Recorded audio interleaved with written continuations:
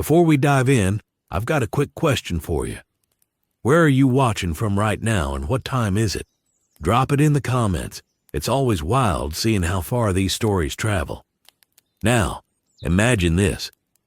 Arthur Morgan suddenly steps into The Last of Us. What happens next? Let's find out. Arthur doesn't wake up to birdsong or the slow creak of a campfire. He wakes up to silence that feels wrong. The kind of silence that presses against the ears, heavy and unnatural. The ground beneath him is hard and cold, cracked concrete instead of dirt. And when he pushes himself up, the air smells like rust, mold, and something long dead. He squints against the light and sees towering shapes around him. Not trees, but broken buildings, their windows hollow like empty eyes. Whatever town this is, it didn't fade away gently.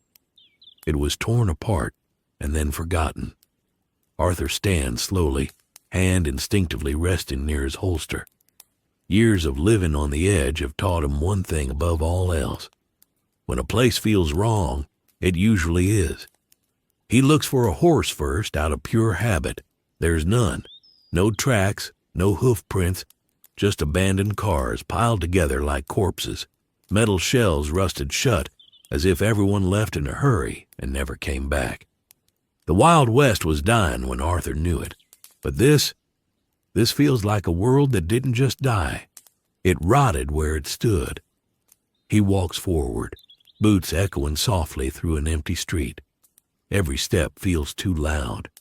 Storefronts are smashed open, shelves overturned, signs hanging crooked as if the wind gave up halfway through pulling them down. Arthur has seen lawless towns before, places picked clean by greed and violence. But this isn't that. There's no sign of looters celebrating their spoils. No bodies left as warnings, just absence, like the people vanished mid-breath. Then he hears it. Not a voice, not quiet. A distant, broken sound that almost resembles a scream, stretched thin and warped by something inhuman. Arthur freezes. His grip tightens. He's faced men begging for their lives, animals driven mad by hunger, even death itself staring him down.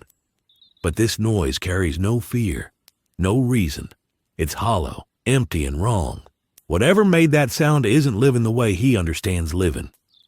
Arthur exhales slowly and mutters to himself, trying to steady his thoughts.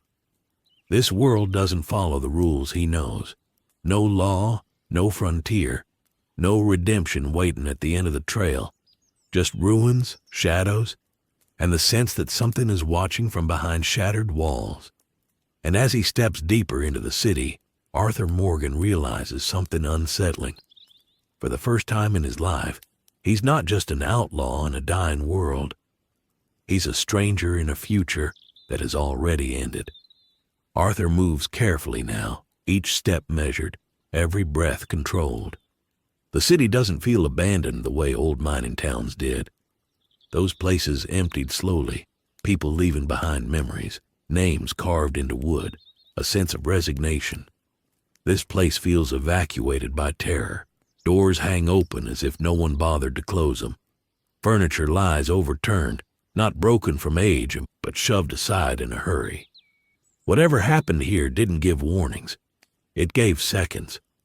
He pauses at an intersection where the street collapses into a sinkhole of rubble and twisted metal. Vines crawl over the wreckage, nature trying to reclaim what humanity abandoned. Arthur crouches instinctively, scanning rooftops, alleyways, dark windows. In his world, danger came from men watching you from behind saloon doors or tree lines. Here the threat feels closer and everywhere. The air itself feels infected with tension. A sudden clatter echoes from somewhere inside a nearby building. Arthur snaps his head toward the sound, revolver half drawn. His heart doesn't race. It slows. This is the moment before violence, the calm space he knows all too well. He waits. The noise doesn't repeat, just the distant groan of wind pushing through broken glass, making the city breathe like something alive. Arthur lowers his weapon slightly, unsettled by the idea that this place might be listening. As he moves again, he notices markings on the walls. Strange symbols, warnings painted hastily in fading red. He can't read the meaning, but he understands the intent immediately. People tried to warn each other. They tried to survive together. And somehow, they failed. Arthur's jaw tightens. He's lived among criminals, killers, and fools, but even they understood community when things got bad. Whatever destroyed this world tore through trust as easily as flesh.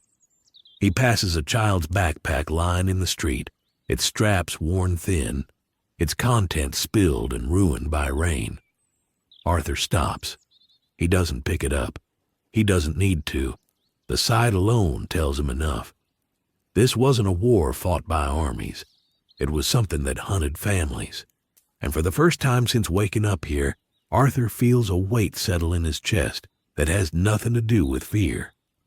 Then, from deep within the city, comes another sound. Closer now.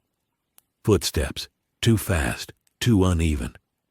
Arthur turns toward a darkened subway entrance just as a shape darts across the opening, moving with a jerky urgency no healthy body should have. It doesn't look back. It doesn't hide. It runs like it's chasing something only it can see. Arthur backs away slowly, every instinct screaming that this is not a man, not an animal, and not something he can reason with.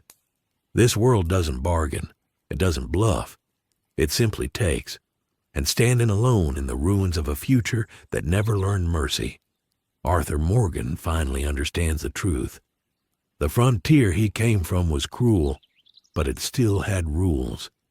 This place has none. Arthur slips into the shadow of a collapsed storefront, pressing his back against the cold brick as he listens. The sound fades, swallowed by distance, but the echo of it lingers in his mind. Whatever just ran past wasn't fleeing from him. It was hunting. That realization settles deep in his gut, heavier than any bullet ever had. In his world, predators revealed themselves. A rustle in the brush, a snarl in the dark. Here, danger announces itself too late, already moving, already committed. He peeks around the corner, eyes narrowing as he studies the street. The buildings loom closer together now, forming a narrow corridor of concrete and shadow. Sunlight barely reaches the ground, filtered through layers of dust and hanging debris. Arthur notices old posters plastered to the walls, faces smiling in a time before fear ruled everything. Advertisements for concerts, movies, promises of tomorrow that never came. He brushes his fingers against one as he passes, the paper crumbling at his touch. This world didn't just lose people, it lost its future. A smell hits him next, sharp, foul, sweet in the worst way. Arthur recognizes the scent of decay, but this is different, layered with dampness and something almost organic, like fungus left to grow unchecked. He covers his nose instinctively, slowing his breathing. His lungs tighten, and for a brief moment he wonders if the air itself can kill him here. The thought makes him uneasy. A gun he can fight, a man he can reason with. But an invisible threat? That's a different kind of helpless. He spots movement again, high up this time. A figure crouched near a fire escape, body twisted at an unnatural angle, head jerking slightly, as if responding to a rhythm only it can hear. Arthur watches, frozen. The thing doesn't look sick. It looks consumed. Its clothing is torn, skin mottled, veins dark beneath the surface. When it lets out a low, broken sound, Arthur's grip tightens until his knuckles ache. That noise carries no humanity. Whatever this is, the man it once was is long gone. Arthur retreats quietly, choosing distance over confrontation. Pride won't keep him alive here. He moves deeper into the city, mind racing, assembling rules the way he always has. Stay quiet, stay hidden, trust nothing. But the more he walks, the clearer it becomes. This world punishes mistakes instantly. There are no second chances, no quick reloads. No riding off into open land when things go wrong. Every street feels like a dead end waiting to happen. He finds an overgrown park swallowed by weeds and broken playground equipment. Rusted swings sway gently in the wind, creaking like old gallows. Arthur stops at the edge, struck by how familiar and unfamiliar it feels all at once. Children once laughed here, families rested here. Now it's just another hunting ground. He feels anger rising. Not explosive, but slow and bitter. Anger at a world that let this happen. Anger at himself for surviving so many things when better people didn't. Arthur looks up at the sky, barely visible between the buildings, and exhales. He's faced death plenty of times, but this place isn't trying to kill him out of malice. It's indifferent, and that terrifies him more than any outlaw ever could. As he steps forward again, revolver steady at his side, Arthur Morgan accepts a grim truth. Survival here won't be about redemption, honor, or legacy. It will be about lasting one more minute in a world that doesn't care if you exist at all. Arthur doesn't stay in the park long. Open spaces feel dangerous here, the way dark alleys once did back home. Too many angles, too many places for something to watch without being seen. He cuts through a maintenance path choked with weeds and broken glass, boots crunching softly despite his best efforts. Every sound feels amplified, like the city is keeping score of his mistakes. As he moves, the realization settles in that there are no birds, no insects, no distant signs of life going about its business. Nature hasn't reclaimed this place the way it should have. It's stalled, frozen in a state between death and decay. Arthur remembers riding through forests so alive they seem to breathe with him. This world doesn't breathe, it waits. He passes a hospital sign half buried under rubble, its letters faded but still legible. Hospitals mean hope, or at least they used to. Arthur's stomach tightens as he imagines the panic that must have unfolded inside those walls. Doctors overwhelmed, families begging, answers running out. He's seen sickness before. He knows how fear spreads faster than disease. Whatever happened here didn't just break bodies, it broke order. A distant crash snaps his attention back to the present. Something heavy has fallen, followed by a chorus of warped cries echoing through the streets. Arthur ducks instinctively, heart pounding now, despite his efforts to stay calm. That sound carries urgency, hunger, the kind that doesn't fade. He realizes then that he's been given a warning, not intentionally, but by chance. And chances are rare in a place like this. He slips into a stairwell leading underground, the air growing cooler and darker with each step. The smell intensifies, thick and suffocating. Arthur pauses, considering his options. Above ground is exposed, below is unknown. He chooses the unknown. He always has. As he descends, the light fades until the world becomes shadows and echoes. His revolver feels heavier in his hand, suddenly inadequate. At the bottom he finds old tracks in the dust, footprints overlapping, some human, some not. Drag marks, signs of struggle, survival carved into the floor like a confession. Arthur studies them carefully, reading the story they tell without needing words. People passed through here. Some made it out, some didn't, and none of them were ready. Arthur straightens up, jaw set. This place is cruel, but it's honest in its cruelty. It doesn't pretend to offer salvation. It only tests how long you can endure. As he steps forward into the darkness, one thought anchors him. He may not belong to this world, but as long as he's breathing, he'll face it the only way he knows how. Head on, quietly, and without illusion. Arthur doesn't meet the infected in some dramatic showdown. There's no warning shot, no chance to size up an opponent from across the street. The first one finds him by accident. A runner stumbles out from behind a collapsed train car, moving too fast, too clumsy, like its body is being dragged forward by instinct alone. For half a second, Arthur almost calls out to it. Almost. Then it turns its head, and whatever looks back at him isn't asking for help. The thing charges, no hesitation, no fear. Arthur reacts on instinct, drawing and firing once. The shot echoes through the tunnel, louder than he expects, and the infected barely flinches as the bullet tears through its shoulder. It keeps coming, mouth open, eyes wild, feet slapping against concrete with reckless urgency. Arthur doesn't panic. Panic wastes time. He steps aside at the last second and drives his knife up under its jaw, using the infected's own momentum to finish the job. The body collapses at his feet, twitching briefly before going still. Arthur stands there, breathing hard, staring down at it. It looks human now that it's stopped moving. Too human. He's killed men before, plenty of them, but this doesn't feel like that. There was no choice, no moment where words could have changed the outcome. This thing would have kept coming until one of them stopped breathing. Arthur wipes the blade on his coat and listens. The gunshot has consequences. He knows that already. More sounds answer it. Footsteps, scraping. That same broken noise multiplying. Arthur swears under his breath and moves, slipping through a service door just as two more runners burst into the tunnel. They move without coordination, but they don't need it. Speed is enough.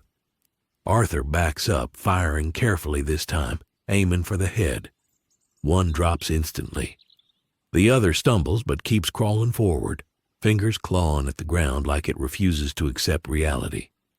He puts it down with a second shot and reloads without looking, hands steady despite the tension creeping into his shoulders. Ammunition matters now. Every bullet spent is a debt he might not be able to repay. Arthur realizes quickly that these things aren't smart, but they don't need to be. They don't feel pain the way men do. They don't retreat. They don't bluff. They only advance. When the noise finally fades, Arthur doesn't move right away. He waits, listening for anything else that might be drawn in. This fight wasn't a victory. It was a lesson. Guns are loud, knives are personal, and hesitation gets you killed.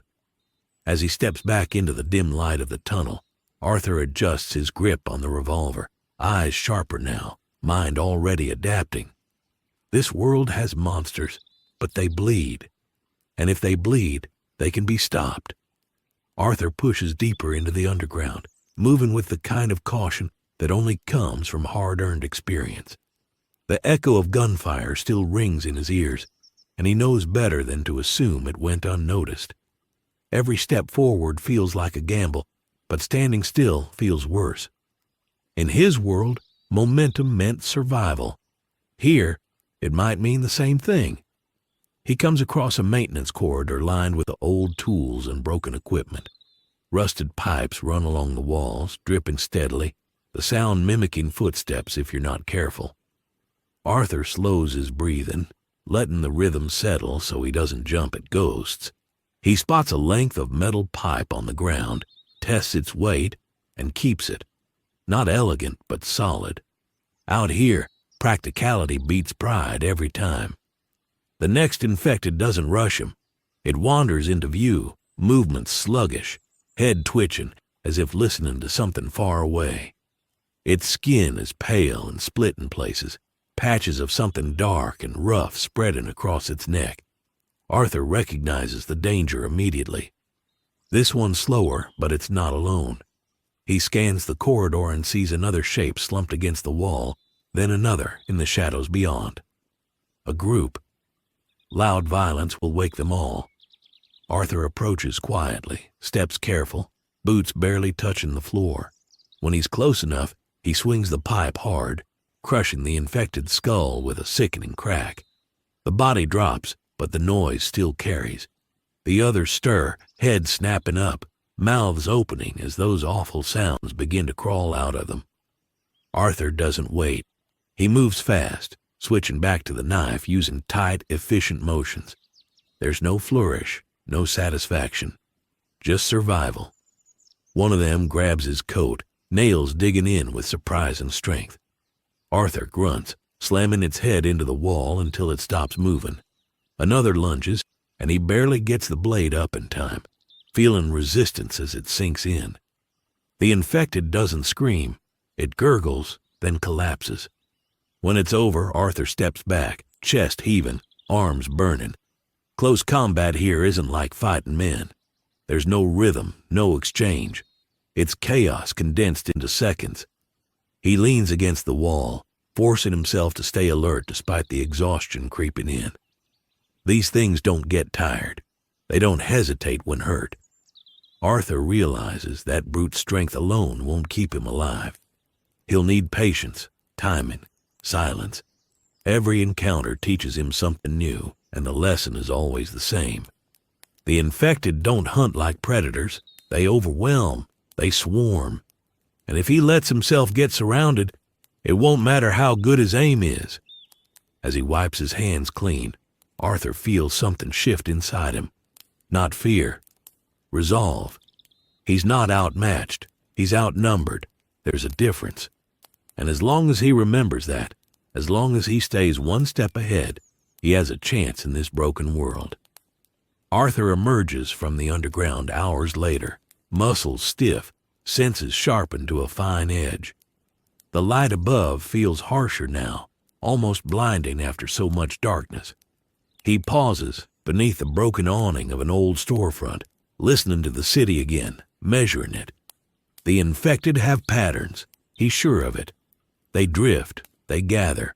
They respond to sound like fire to oxygen. That means they can be controlled, or at least avoided. Knowledge has always been the sharpest weapon he owns. The street ahead is littered with bodies. Some fresh, some barely recognizable. Arthur studies them carefully, noting the differences. Some look recently turned, their faces still carrying traces of panic. Others are barely human at all, fused with growths that seem to root them in place. He keeps his distance from those. Experience tells him they're dangerous in a way he doesn't yet understand. This world doesn't offer clear categories. It offers consequences. A sudden screech cuts through the air, sharp enough to make Arthur flinch despite himself. The sound doesn't come from ahead. It comes from above. He looks up just in time to see movement along a collapsed sky bridge. A runner sprinting wildly before losing its footing and crashing down several stories away. The impact draws more of them. Arthur counts at least 5 shapes converging on the noise, drawn together like iron to a magnet. He backs away, heart thudding, forcing himself not to fire. The urge is there, to thin the herd, to assert control. But control here is an illusion. He slips into a nearby building instead, moving through shattered offices and cubicles frozen in time. Family photos still sit on desks, coffee cups left untouched for years. Arthur passes through quietly, stepping around lives that ended mid-sentence. Inside the building, one infected lingers alone, trapped beneath fallen debris. It thrashes weakly, unable to reach him. Arthur stops. For a moment he considers mercy. Then the thing lunges as far as it can, snapping its teeth, reminding him why mercy doesn't exist here. He ends it quickly, cleanly, and moves on without looking back. Survival doesn't allow space for guilt, not now. By the time Arthur reaches the far exit, he understands the truth fully. These infected aren't the greatest danger in this world. They're a constant, yes.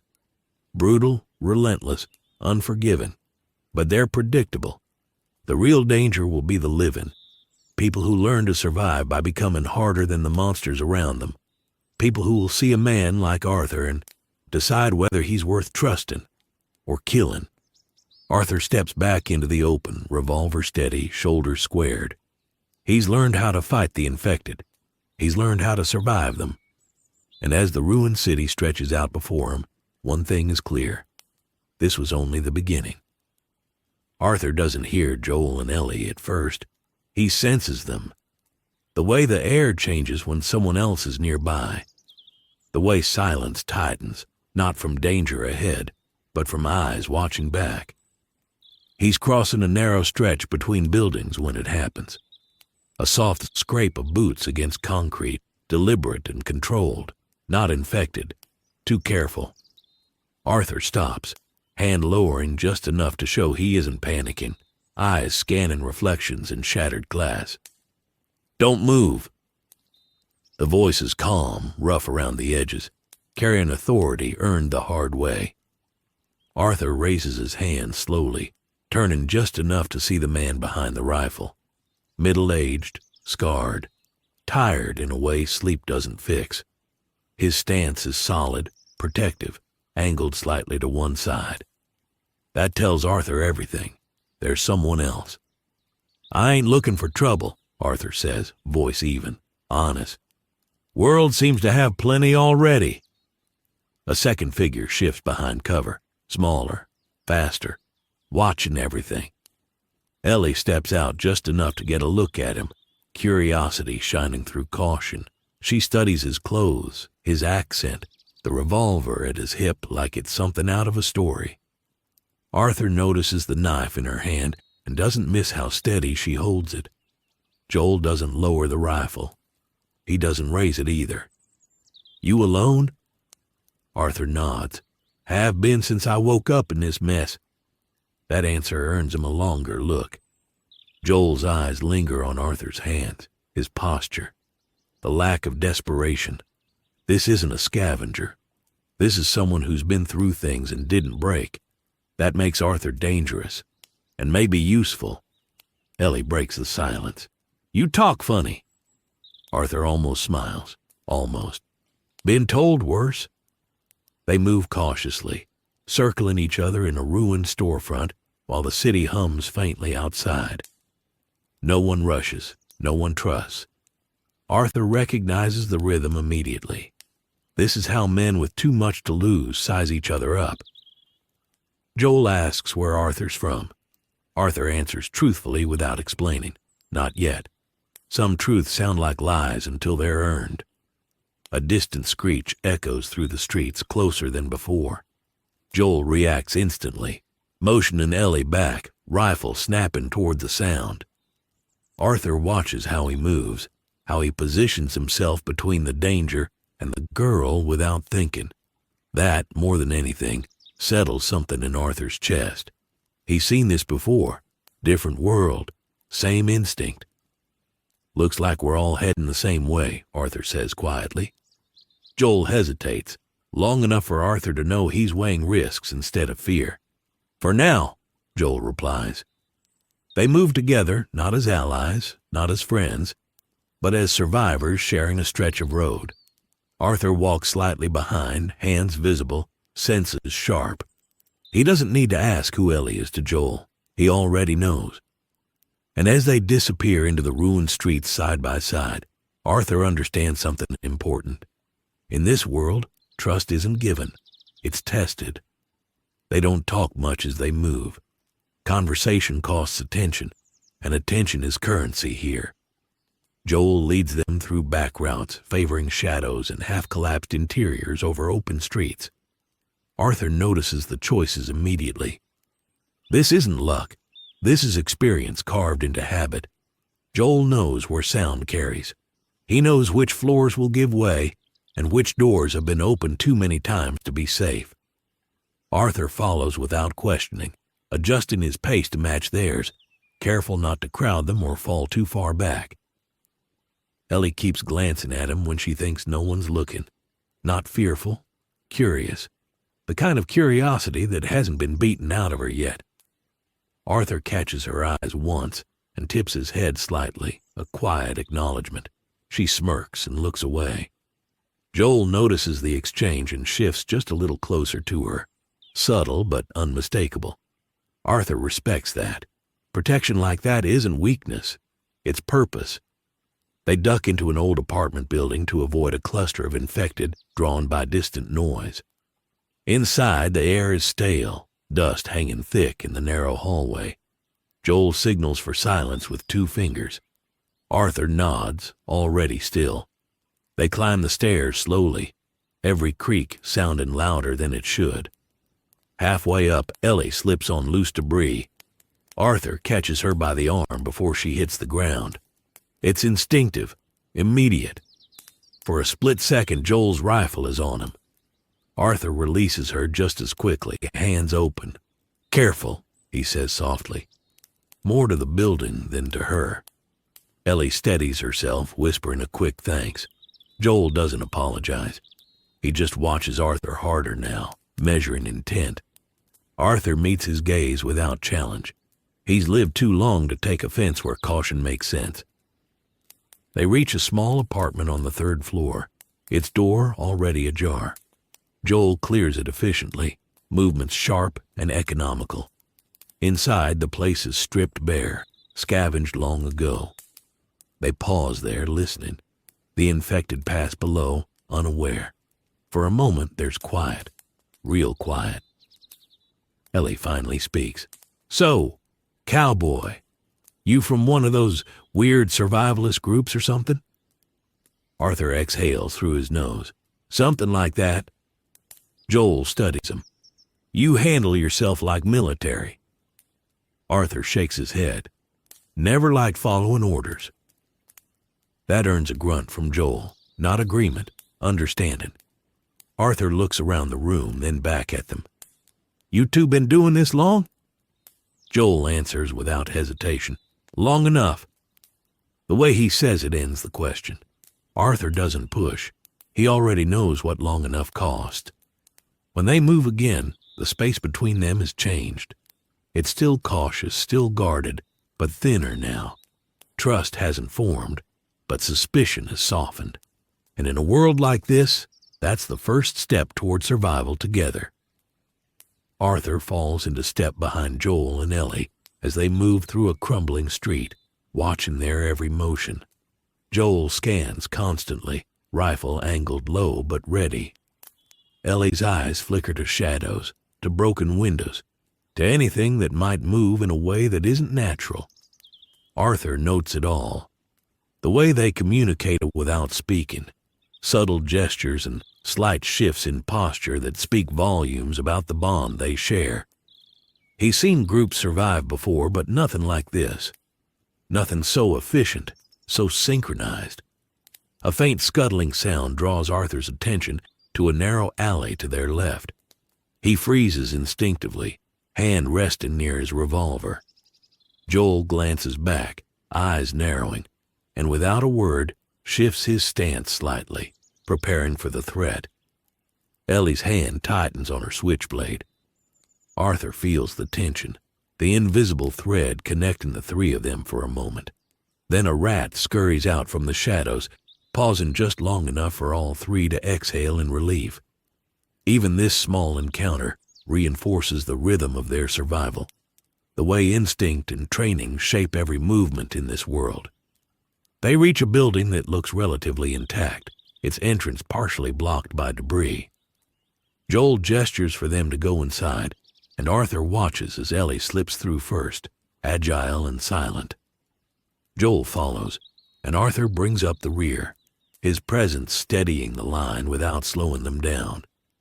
Inside, the air is musty, layered with the scent of mold and decay. Light filters in through broken windows, casting long shadows across the floor. Arthur notices the small details. A child's drawing pinned to the wall, a cup left on the windowsill, abandoned life frozen mid-action. This world is littered with stories like this, stories he can't ignore, no matter how much he wants to focus on survival. Joel moves to a corner, checking the exits with practiced ease. Arthur keeps his gaze forward, noting the patterns in the room, the weak floorboards, the hanging wires, the potential choke points. Ellie crouches near the center, scanning silently. She's young, but her movements are precise, economical, deliberate. She's been trained in ways Arthur never had to consider, yet she carries it naturally, like breathing. Arthur admires it quietly, though he would never say so out loud. In his world, admiration is often a luxury, and luxuries are rare here. A sudden noise breaks the calm, the scrape of metal against metal from somewhere above. Joel reacts instantly, rifle raised, signaling for silence. Arthur drops to a crouch, hand moving to the revolver he's grown comfortable with in the last few days. The scraping continues, growing louder, faster, accompanied by a low, wet groan. Joel signals for them to move, and they shift together, a single, cohesive unit moving through the building's corridors with precision and caution. Arthur keeps close enough to learn, distant enough to remain unseen, absorbing every tactic, every instinctual move, as if his life depends on it. Because it does. They reach a stairwell leading upward.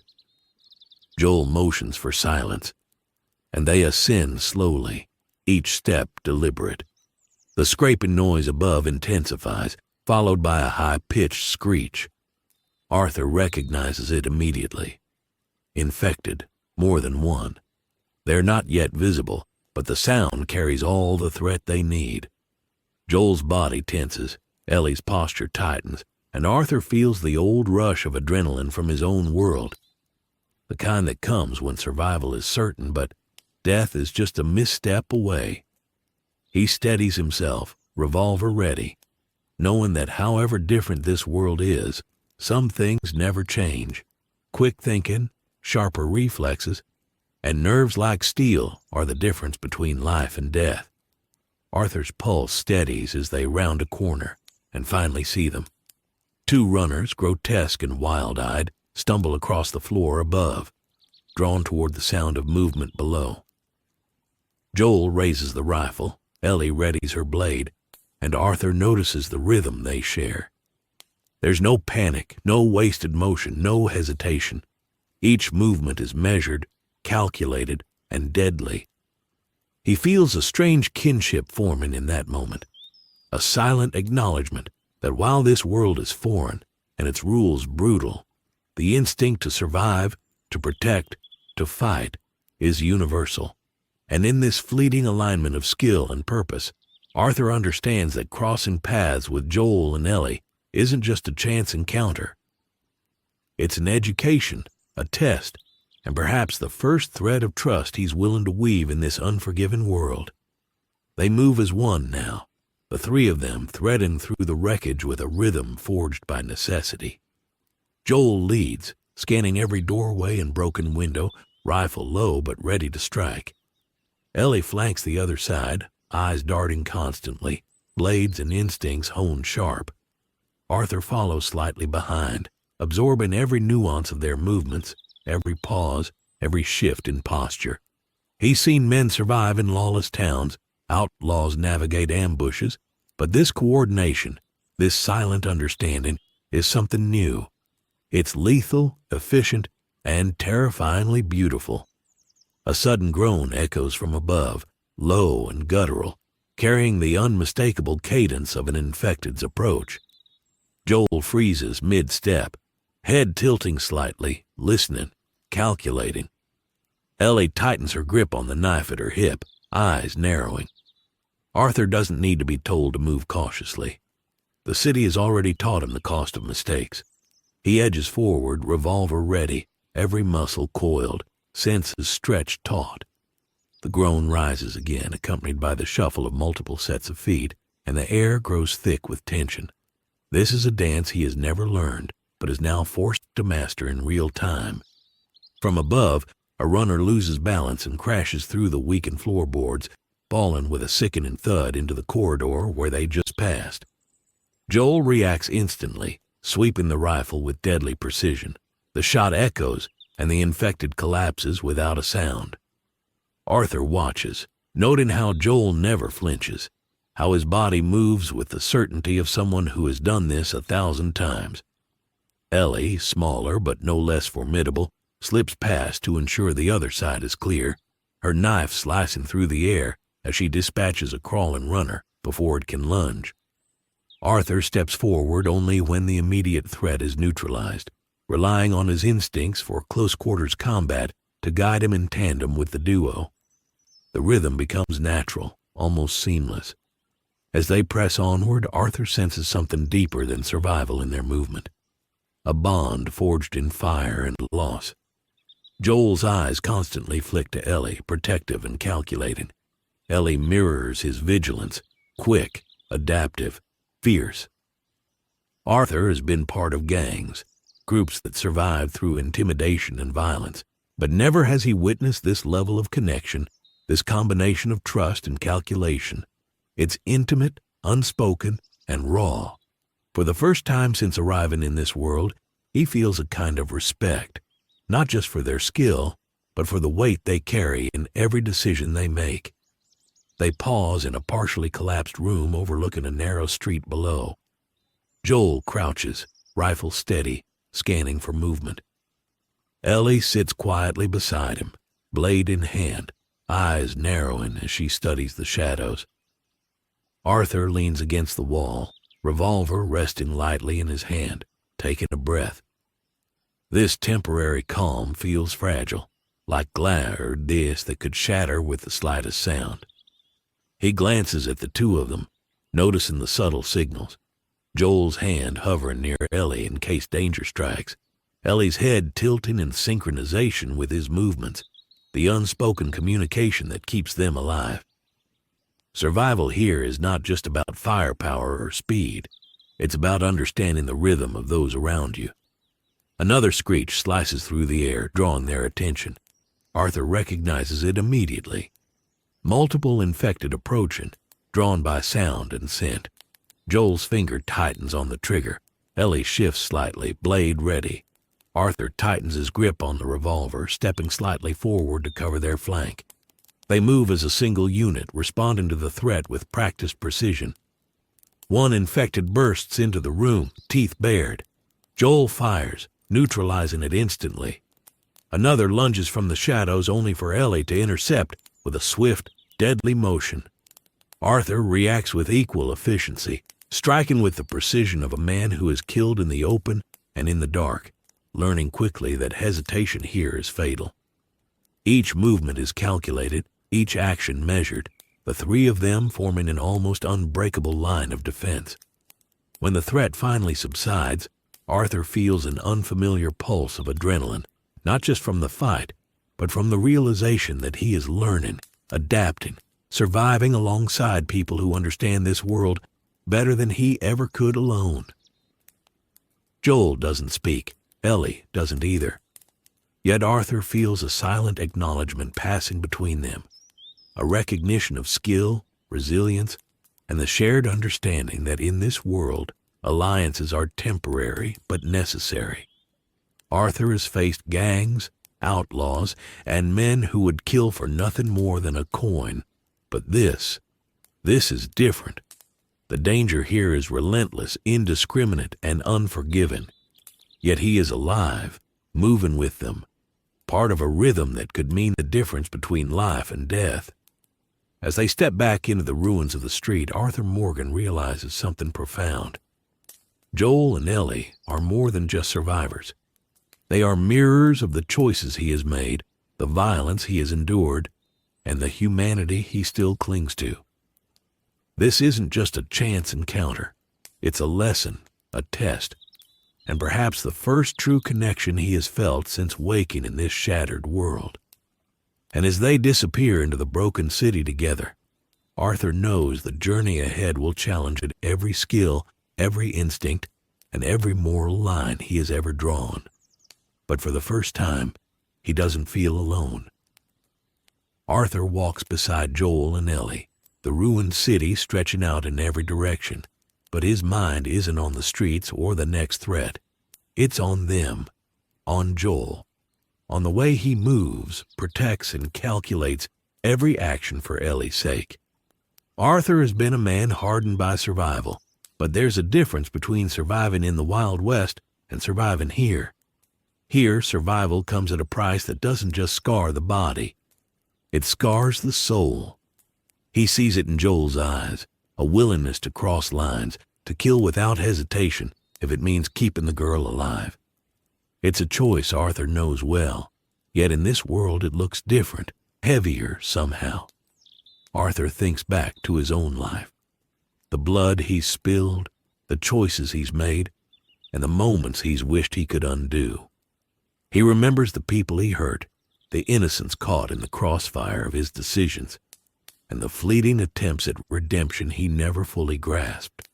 In the Wild West, there were consequences he could see, men who could fight back, laws that could be broken and enforced. In this new world, consequences are omnipresent and indifferent. The infected don't understand morality. The living bend it to their will. And watching Joel, Arthur wonders if he too would bend it further, if he would sacrifice more, if he would survive at the expense of his own humanity. Ellie breaks the silence with a question, her voice soft but probing, asking about the way Arthur talks, the way he moves, and why he doesn't seem like the others he's encountered. She wants to know who he is, what he believes, and what lines he will or won't cross. Arthur considers his answer carefully, realizing that speaking the truth here is more dangerous than lying. Yet he doesn't lie. He tells her he's a man who has tried to live better than he once did, that he has carried mistakes heavier than most could bear, that he understands the cost of every life taken. Her eyes don't judge. They reflect curiosity, understanding, and a quiet hope that maybe people can choose differently, even in a world like this. Joel doesn't interrupt, but his presence looms over the conversation like a shadow. Arthur feels the unspoken questions. What would he do in Joel's shoes? Could he protect someone the way Joel protects Ellie without becoming something unrecognizable? The thought is uncomfortable. Arthur has killed to survive, yes, but he's also killed to save, to enforce justice, to take control in moments where hesitation could have been fatal. Joel's moral code is shaped by the same survival instincts, yet it is sharper, narrower, and utterly unforgiving. Arthur can feel the weight of choices pressing down on him, the tension between what he knows is right and what survival demands. As they move through another section of the city, Arthur observes Joel take a life without hesitation, and it hits him differently than anything he's seen before. The ease with which Joel decides who lives and who dies is frightening, yet Arthur recognizes the necessity. This world doesn't reward hesitation. Mercy can be fatal. And yet Arthur struggles with the idea that survival alone is enough to justify the choices one makes. In the West, survival often came with a measure of honor, a chance to balance the scales. Here, there is no balance, only consequence. Watching Joel, Arthur wonders if the line between survival and moral compromise can even exist in a place like this. Arthur pauses briefly in an abandoned courtyard, looking at his own hands, blood-stained and calloused. He thinks about the people he's been, the man he hoped to become, and the man he is now. The world around him forces decisions faster than reflection allows, yet reflection clings stubbornly to his mind. He wonders if redemption is possible in this place, if one can survive and still hold on to a sense of self, or if the relentless brutality of the world will eventually strip away everything but the instinct to endure. Ellie watches him, sensing the weight he carries without him speaking a word. There's an understanding in her eyes that surprises him, a quiet empathy that cuts through the constant tension of their environment. It reminds Arthur of moments from his past, moments of fleeting connection, fleeting humanity, when the world seemed like it might allow him to be better than he was. That hope is fragile, nearly extinguished in the face of the horror surrounding him, yet it persists. Arthur clings to it, realizing that the same instinct that drives him to survive can also guide him to act with purpose, with conscience, even when the world seems determined to strip him of it. As they navigate the narrow streets, Arthur's thoughts are interrupted by movement. A small group of infected shuffles around a corner, drawn by distant noise. Joel and Ellie move instinctively to intercept, positioning themselves with perfect timing. Arthur steps forward as well, but the choice here is different. His moral conflict flares. Should he strike first, strike hard, strike to survive, or should he hold back and risk the others? The lesson of the world is clear, yet the lesson of his conscience whispers another path. Arthur Morgan has always been a man caught between violence, and redemption, and now, standing in the ruins alongside these two strangers, he feels that conflict sharpen like never before. Survival demands action, morality demands restraint, and the weight of choice presses down on him heavier than any revolver ever could. Arthur lowers himself into a crouch, eyes scanning the approaching threat, mind working through the calculus of life and death. He recognizes the patterns in the infected, anticipates the movements of Joel and Ellie, and feels the tension of every split-second decision bearing down. Each life taken, each choice made, feels like a reflection of the man he was and the man he wants to be. He realizes that in this world, the line between hero and killer is razor thin, and crossing it is often unavoidable. And yet, even as the infected draw closer, Arthur Morgan clings to a singular thought. Survival may be inevitable, but losing oneself to it is a choice. He prepares to act, weighing instinct against conscience, reflex against reflection, knowing that whatever decision he makes will define not just his fate, but the fate of those walking beside him. Joel and Ellie move with him, synchronized yet independent, and in that moment, Arthur feels the full force of his moral conflict. A collision of past sins, present necessity, and the haunting question of what kind of man he will allow himself to be in a world that doesn't forgive. The city waits, silent and watchful, as Arthur Morgan faces the hardest fight of all. Not against the infected, not against danger, but against the shadow of his own conscience, shaping each action, each breath, and each choice that will determine whether he survives as a man or merely as a shadow of one. Arthur watches Joel and Ellie move through the ruined streets ahead of him, the way their bodies shift with precision, every glance, every gesture measured for maximum survival. He admires it, even as it reminds him of the lines he's crossed in his own life. In the Wild West, morality was flexible, shaped by necessity and circumstance. Killing to survive was understandable, killing for power or revenge often inevitable. But this world doesn't leave room for reflection. Here, each choice is permanent, and the consequences arrive faster than the chance to even regret them. Arthur feels the weight of that permanence pressing on him with every step. He thinks about his own hand, the hands that have taken lives, steadied guns, held knives. They have done terrible things and good ones, all blurred together over time. He wonders if this world would forgive him for either. Survival alone isn't enough to earn redemption here, because the world doesn't measure morality, it only measures endurance. Watching Joel act without hesitation, protecting Ellie with absolute conviction, Arthur sees a man who has already embraced that truth. Joel's moral compass has been recalibrated by necessity, hardened by experience. Yet it operates with ruthless clarity. Arthur respects that, but he can't stop questioning if he could do the same without losing himself entirely. Ellie watches him closely, sensing the conflict in his gaze even as she moves with practiced ease beside Joel. She asks questions quietly, not about weapons or tactics, but about choices, about the man he once was and who he wants to be now. Arthur hesitates, recognizing in her curiosity the kind of hope that he has mostly buried over the years. Answering her honestly feels dangerous, yet also necessary. He tells her he's done things he's not proud of, and he's survived things he wishes he hadn't, but that doesn't mean he wants to be defined by them.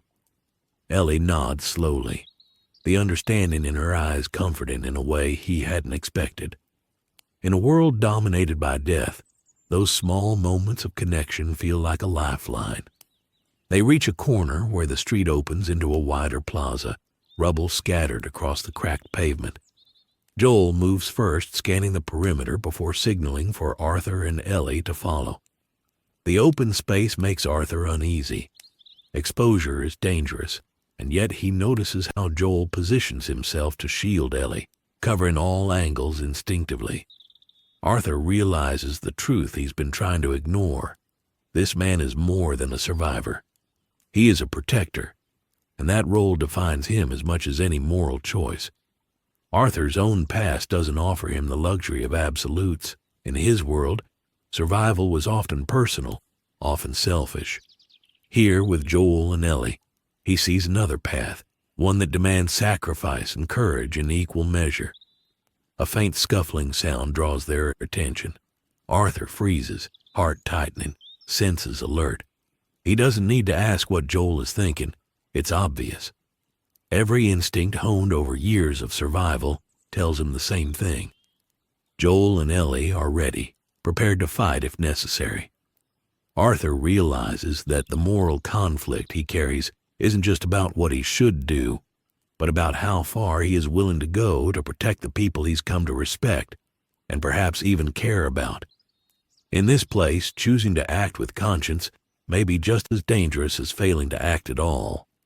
Arthur's mind drifts briefly to the men he once led, the lives he affected, the choices he regrets. Those ghosts are quiet now, but their echoes linger in his chest. This world amplifies every regret, every question of right and wrong, and now he stands in the ruins with Joel and Ellie, forced to confront the hardest question of all.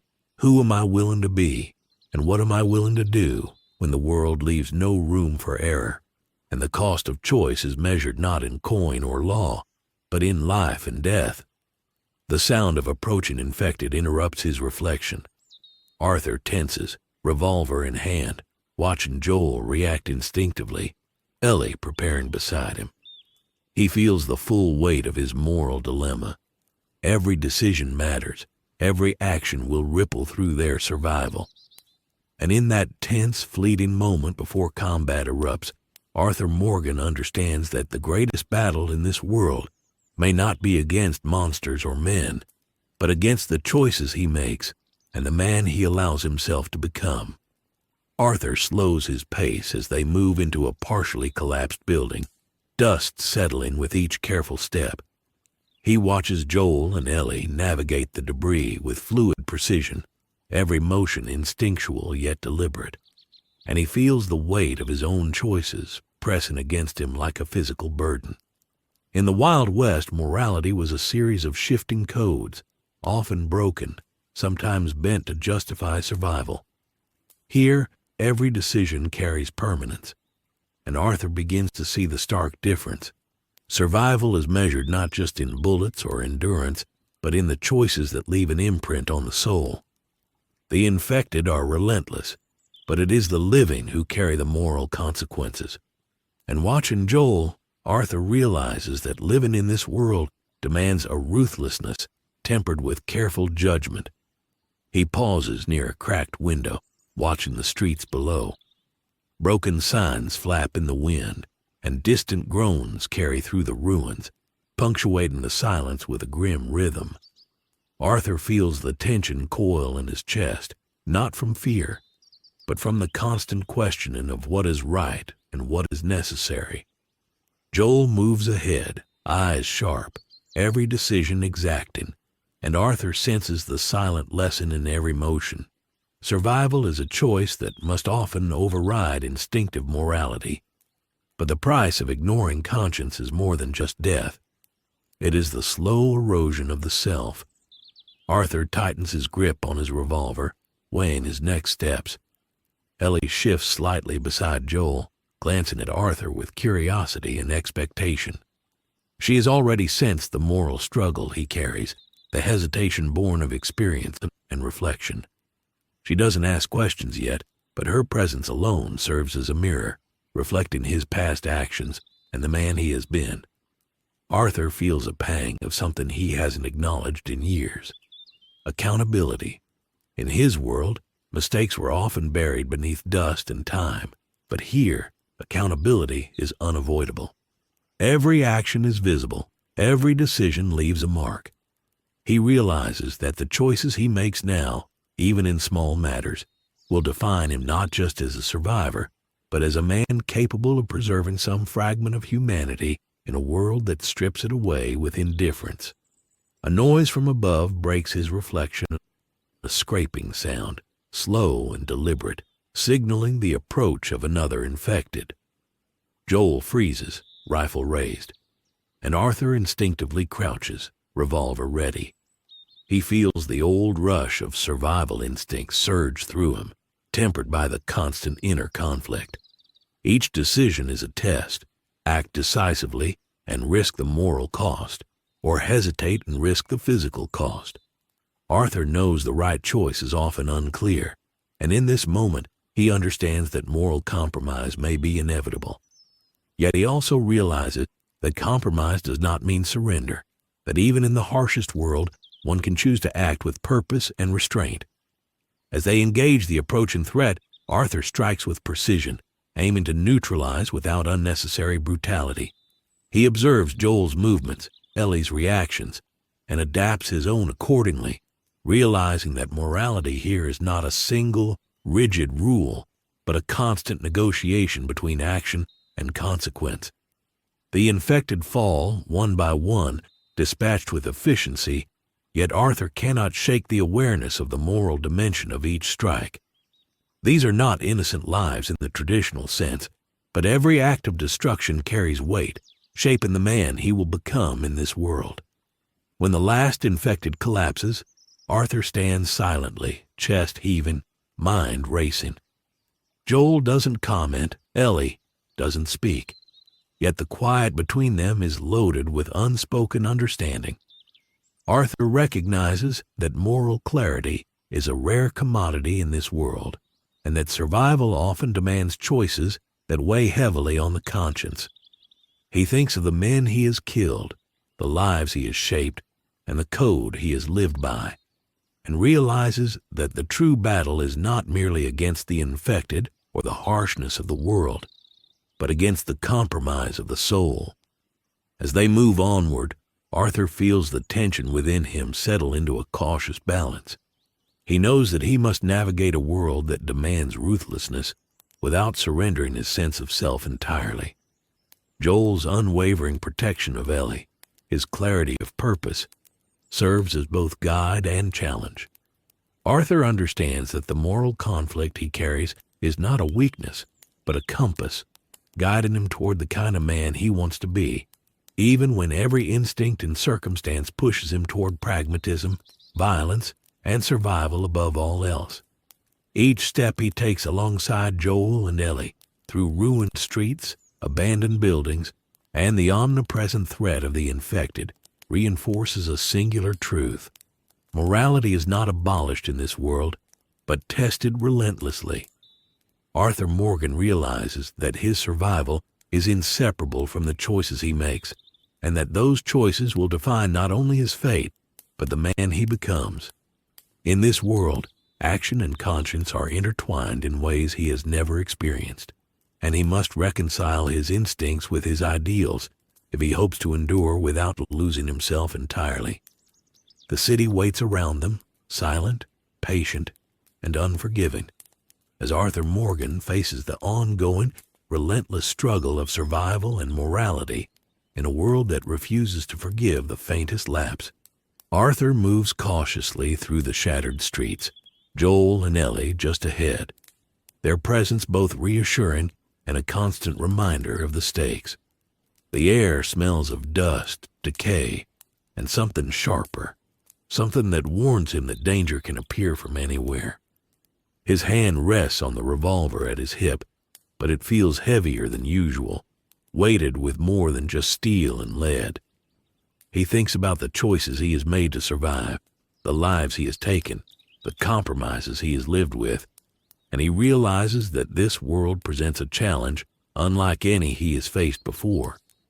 The choice is never just survival. The choice is who he will become in the process. Arthur remembers the countless moments from his past when he could have walked away, when he could have spared a life, chosen a different path. Most times he didn't.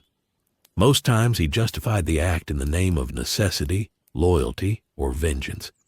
But here, in a world teetering between ruin and silence, necessity has a different shape. Survival is constant, yes, but it is no longer enough to simply endure. Every action has consequences, and every choice leaves a mark on the man who makes it.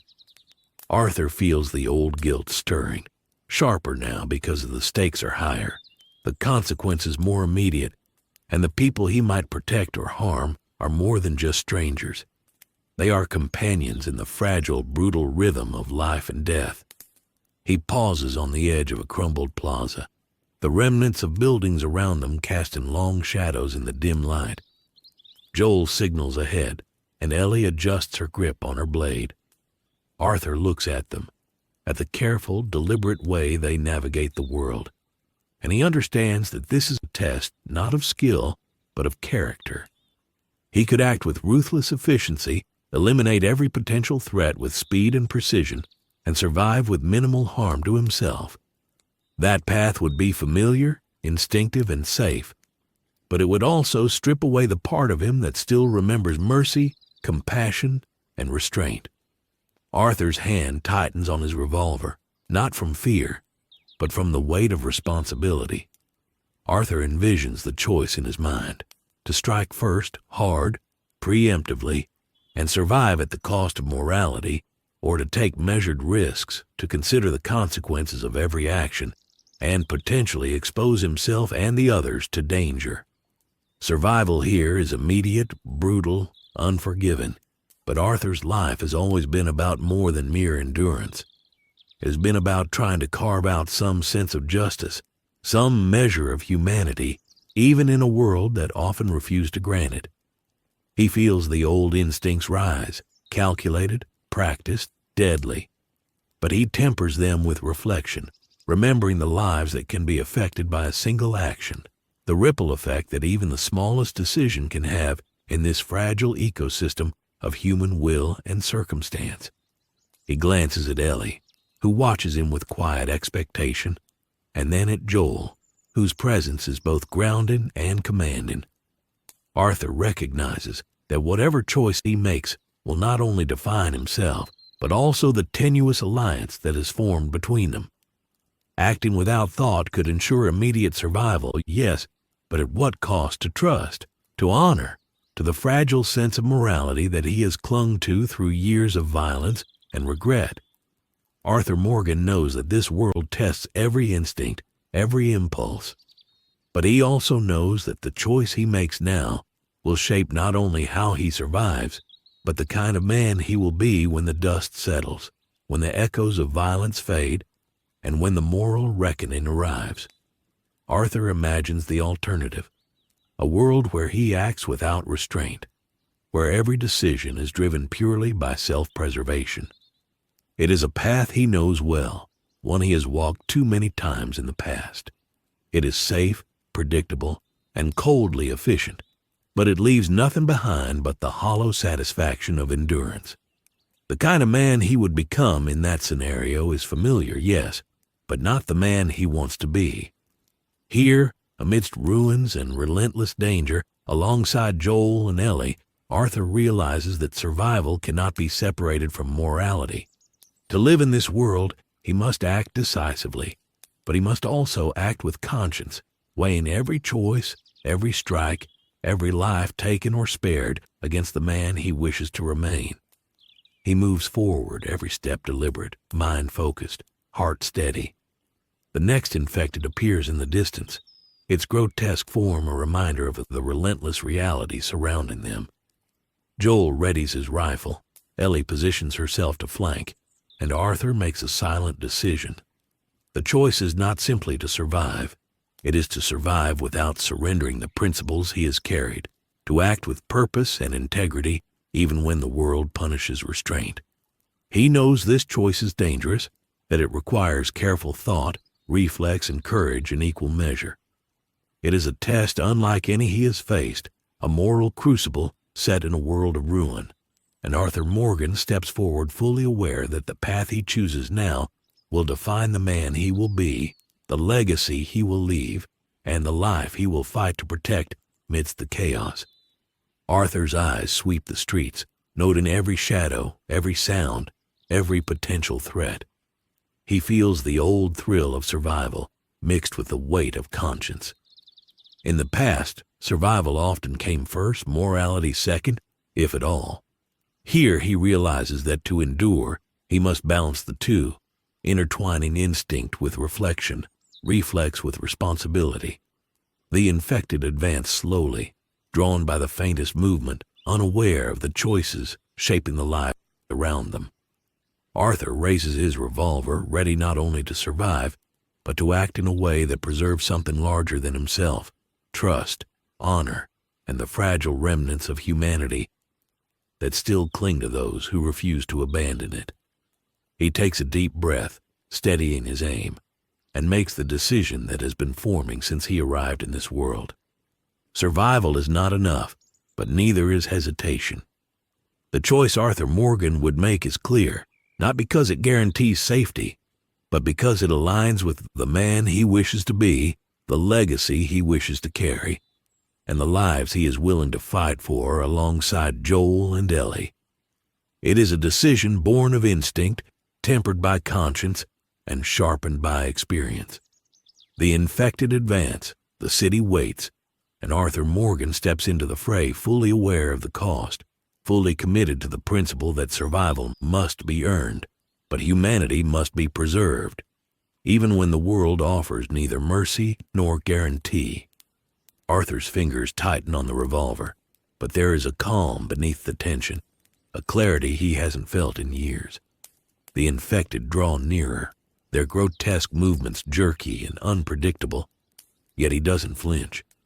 His mind is not just on the immediate threat, but on the choice he is committed to: survive without surrendering his moral compass. He watches Joel and Ellie move with the practiced precision of people who have been tested in ways he can only imagine. Every action they take, every instinct they follow, shapes the rhythm of this encounter, and Arthur adjusts seamlessly, blending reflex with thought, instinct with conscience. He sees the first infected lurch toward them, its grotesque form twisting unnaturally as it lunges. Joel reacts instantly, rifle snapping forward, a shot ending the threat before it even fully registers. Arthur doesn't hesitate either.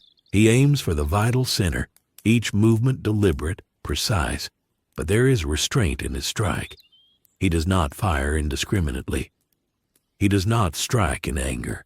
He strikes to neutralize, to survive, and to protect those around him without giving into the chaos of the moment. Each kill carries weight, each act measured by necessity and principle. Ellie moves with swift efficiency, her knife catching the light as she dispatches a second infected that tries to flank them. Arthur watches her briefly, noting her focus, her skill, and the way she operates with lethal precision, yet retains an innocence that has survived this harsh world. He feels a flicker of hope in that observation, realizing that the choices he makes now can preserve not only his life, but the integrity of the fragile connections forming between them. Survival is not just a matter of reflex. It is a matter of choice, a conscious commitment to act with both skill and conscience. Another infected comes into view, drawn by the noise of their movements, its eyes wild and unthinking. Arthur steps slightly forward, calculating the best angle to strike while minimizing risk to the others. He fires, precise and efficient, taking the creature down before it can threaten Joel or Ellie. In that instant, he feels the clarity of the decision he has made, survival achieved with conscience intact. The balance is delicate, the margin for error slim, but Arthur understands that this is the path he must walk. Every action, every choice is a reflection of who he is and who he wishes to remain in this unrelenting world. The skirmish ends as quickly as it began. Arthur lowers his revolver, chest heaving, eyes scanning the ruined street for any remaining threats. Joel doesn't speak, Ellie doesn't move unnecessarily, yet both acknowledge the moment with subtle nods. Arthur feels the weight of their unspoken trust, the acknowledgement that he has acted not just as a survivor, but as someone capable of integrating skill with conscience. The decision he made in that brief encounter defines him in this world more than any single action ever could. It is a choice that preserves life, upholds principle, and allows him to continue walking alongside Joel and Ellie without losing himself in the process. Arthur pauses for a moment, reflecting on the choice he has made. In the past, his decisions were often driven by survival alone, tempered only by instinct or fleeting notions of honor. Here he understands that survival and morality are intertwined. To endure without principle is to lose the self entirely. To act without thought is to surrender to the world's cruelty. Arthur Morgan has chosen a different path, one where each strike is calculated, each life considered, each decision shaped by the man he wishes to be, not just the survivor he must become. The city stretches before them, silent but alive with unseen threats. Arthur walks forward alongside Joel and Ellie, revolver at the ready, senses alert, but his mind clear. He knows the road ahead will challenge him, test his principles, and force him into choices that could break him.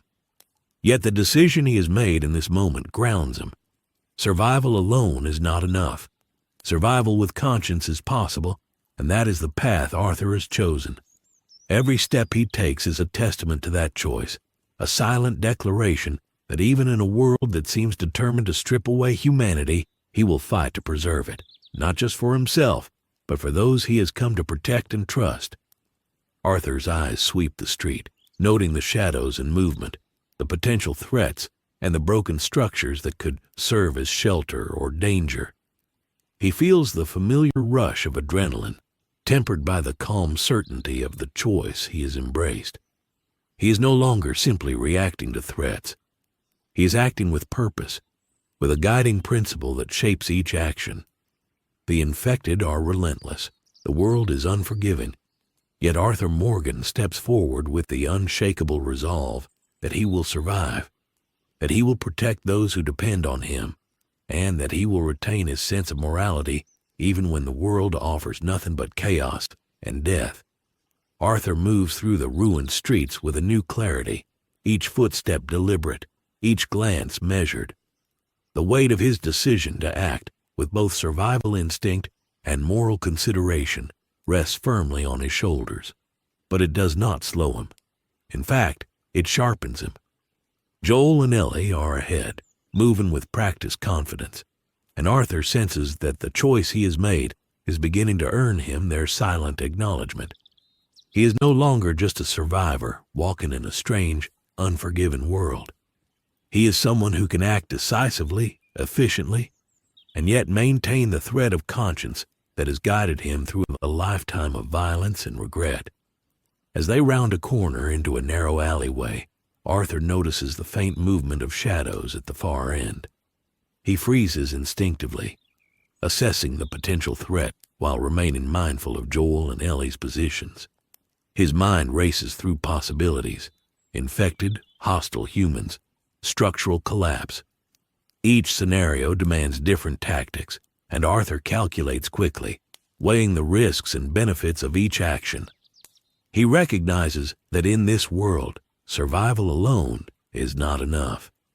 Precision, thought, and moral judgment must guide each step. His choice is no longer abstract. It is a living, breathing decision executed with every movement, every measured strike, every careful observation. Ellie's eyes flick to him briefly, and he nods almost imperceptibly. She understands. Joel glances back and gives the slightest shift of his head, an acknowledgement that Arthur is not just present, but fully engaged, fully trusted. The infected, drawn by faint sounds, lurch forward, grotesque and relentless. Arthur reacts with fluid efficiency, striking only as necessary, ensuring Joel and Ellie are shielded from danger while minimizing unnecessary violence. Each kill is precise, calculated, and born of the principle that survival must never completely overshadow conscience. This is a rhythm he has learned to respect, a balance between instinct and morality, and it flows through him like second nature. The alley clears, and Arthur feels the weight of choice relax slightly, replaced by the steady pulse of vigilance.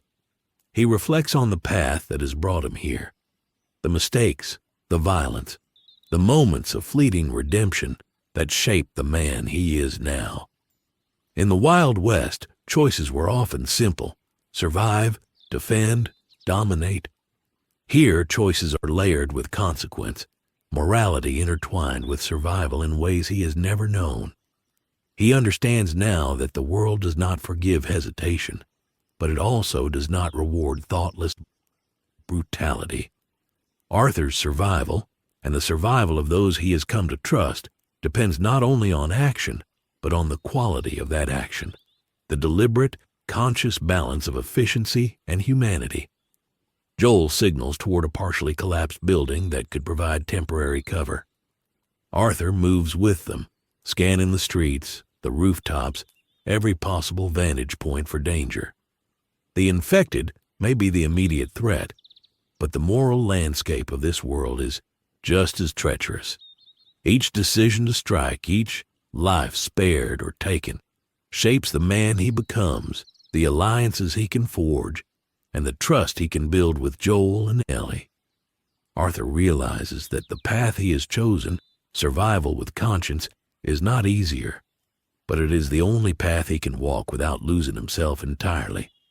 Ellie whispers a warning as another infected emerges from the shadows, and Arthur acts without hesitation. His revolver fires with precision, striking only when necessary, the rhythm of the fight blending instinct with ethical consideration. He feels a strange calm amidst the chaos, a reassurance that the choice he has made, to fight, to protect, to survive without surrendering his principles, is valid. The infected fall, and the street is quiet again. Arthur breathes, scanning the area, noting every potential threat, every shadow, every movement. He looks at Joel and Ellie, their expressions calm but alert, and he feels a measure of satisfaction. Not pride, but a quiet acknowledgement that the choice he has made is sustainable, that it allows him to survive and maintain the integrity of his character. Joel does not speak, Ellie does not question, yet both recognize the decision that underlies every movement Arthur makes. He's not merely a participant in survival. He is an active agent, shaping his own destiny through deliberate choice, guided by instinct but tempered by conscience. As they move forward, the ruined city stretching endlessly before them, Arthur reflects on the road ahead. Threats are everywhere, infected, human scavengers, the constant decay of the world itself. But the choice he has embraced, survival balanced with morality, is his compass. Each action, each decision, each measured strike reaffirms that he can endure without abandoning the man he wishes to remain.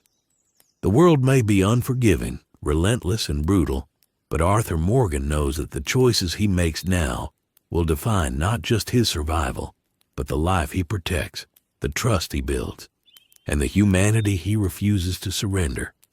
Arthur steps forward, revolver ready, eyes scanning the shadows, and a quiet determination settles over him.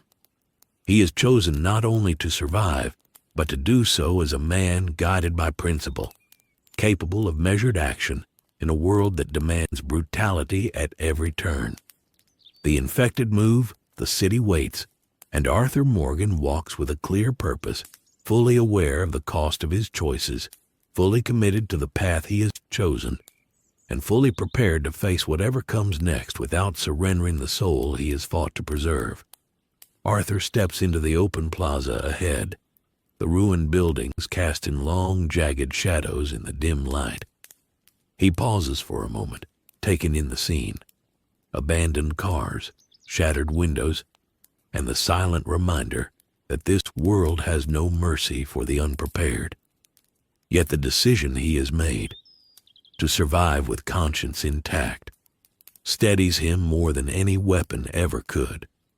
Joel and Ellie move ahead, scanning the streets with quiet precision, and Arthur feels the weight of trust formed between them. It is not spoken, but it is real. Trust here is fragile, hard-earned, and worth every careful, deliberate action. The faint groan of infected echoes from a nearby alley drawn their attention. Arthur steps forward instinctively, revolver raised, yet his movements are measured, precise, and mindful. Each action carries consequence. Each choice is a reflection of the man he wants to be. In his world, the West taught him to act fast, to survive first and ask questions later. Here, the calculus is different. Action without thought may preserve life in the moment, but it can erode the very humanity he has fought to protect.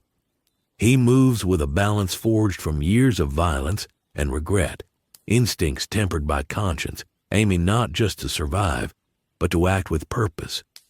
An infected stumbles from the shadows, grotesque and unpredictable.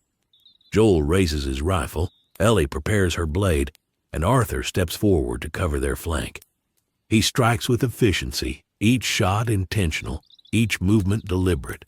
No wasted motion, no unnecessary force. Just survival guided by principle. He notes Joel's subtle acknowledgement, Ellie's slight nod of understanding, and realizes that his choice has earned more than mere cooperation. It has earned recognition. Arthur Morgan has survived countless shootouts, ambushes, and betrayals, but here, he has survived differently. Here, he has survived as a man who refuses to surrender his moral compass, even in the face of unrelenting chaos. The last of the immediate threats falls, and silence returns to the broken streets. Arthur lowers his revolver, chest heaving, mind racing yet clear. He looks at Joel and Ellie, sensing the weight of what they have just shared in action and understanding. In this moment, he knows that the choice he has made, to protect, to survive, to act with both skill and conscience, will shape not only his fate, but the fate of those walking beside him. The world outside may be cruel and unforgiving, but within this small, precarious circle of trust, morality and survival coexist. Arthur steps forward with renewed determination, eyes sweeping the horizon, ready to face whatever comes next. Every ruined building, every shadowed alley, every approaching threat is a reminder that survival here is not a guarantee, but a decision made moment by moment. And in every decision, he carries the principle that defines him, to endure without abandoning the man he wishes to remain. Joel and Ellie move with him, a silent affirmation that this choice, difficult as it is, has value. It is not just about surviving the infected or the chaos of the world, but surviving as a man capable of conscience, courage, and purpose. The streets stretch before them, silent but alive, and Arthur Morgan walks through them with clarity and resolve. The world may test him endlessly, but he is no longer simply reacting. He is acting deliberately, guided by a moral compass he refuses to relinquish. The infected may come, the world may demand ruthless pragmatism, yet Arthur has chosen a path that balances survival and conscience, instinct and reflection. He moves forward, ready for the trials ahead, fully aware that his choices will define the man he is, the man he will become, and the lives he fights to protect. And as the three of them disappear into the shadows of the ruined city, a quiet understanding lingers. Arthur Morgan has faced his greatest test, not against the infected, not against danger, but against the weight of choice itself. Survival alone is not enough. Survival guided by principle, by conscience, and by the will to protect those who cannot protect themselves. That is the true measure of a man. So what choice would you make if you were in Arthur's boots? Walking through a world that refuses to forgive mistakes and testing every instinct and moral fiber you've got. Think about it, because sometimes the hardest battles aren't fought with guns or fists, but with the decisions that define who we are. Thanks for watching, and if you enjoyed this journey, don't forget to like, subscribe, and hit that notification bell for more CrossWorld Gaming adventures. We'll see you in the next video.